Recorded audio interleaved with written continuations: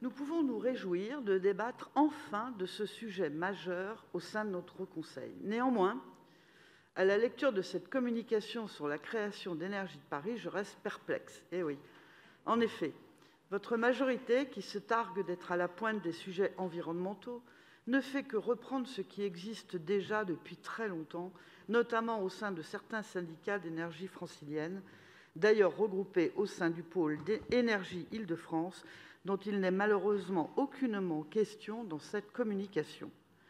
Comme trop souvent, la ville de Paris va faire dans son coin, alors que sur ces sujets, ce sont les synergies et les partenariats qui ont fait leurs preuves.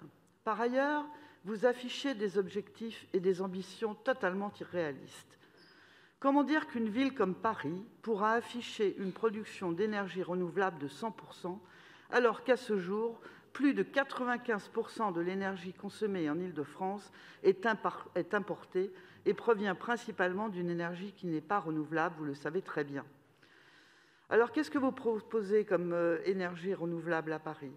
L'énergie solaire, il sera impossible de construire un grand parc solaire dans la ville, ça, vous en convenez. Alors, quid des panneaux solaires sur les toits de notre belle ville ? Non seulement la plupart des toits parisiens sont classés, mais quand on parle de panneaux solaires sur un immeuble existant, on ne parle plus d'énergie, on parle de structure du bâti, on parle construction. Dans ces conditions, il est donc illusoire et utopique de considérer pouvoir équiper l'ensemble des toits de Paris de panneaux solaires. En gros, cette communication porte bien son nom, c'est de la pure communication.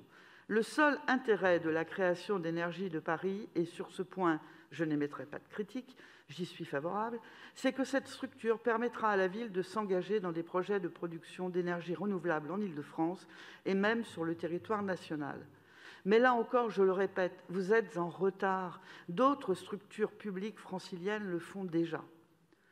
J'aurais donc souhaité que cette communication soit un peu plus explicite sur le sujet des synergies et des partenariats que vous envisagez. Par ailleurs, je ne sais pas si c'est un oubli volontaire, mais cette communication n'évoque aucunement la question des réseaux de chaleur et de froid de la ville. Pourtant, n'en déplaise à vos amis écologistes, le réseau de chaleur CPCU, alimenté par les usines d'incinération du SICTOM, dont la ville est une partie prenante importante, chauffe chaque année plus de 300 000 personnes. Il me semble que c'est un axe de développement indispensable pour produire de l'énergie localement et qui permettrait de réduire les consommations de gaz, qui, pour le coup, est une énergie particulièrement carbonée et importée. Enfin, la meilleure façon de produire moins d'énergie, c'est évidemment de réduire sa consommation, et notamment celle des bâtiments publics de la ville ou de son parc social. Sur ces sujets, là encore, cette communication fait du neuf avec du vieux. Vous faites figurer en bonne place les certificats d'économie d'énergie, comme s'il s'agissait d'une nouveauté. Pourtant, le système des certificats d'économie d'énergie, qui permet de faire financer des travaux de rénovation énergétique, ce système existe déjà depuis plus de 10 ans. J'en terminerai par là. Tous ces sujets de transition énergétique sont des enjeux majeurs pour notre ville. Mais la réponse que vous apportez dans cette communication aurait mérité davantage d'innovation. Les questions énergétiques doivent être appréhendées comme un tout, et à ce titre, avec des partenaires, notamment publics et institutionnels, qui ont déjà prouvé leur efficacité. Je vous remercie.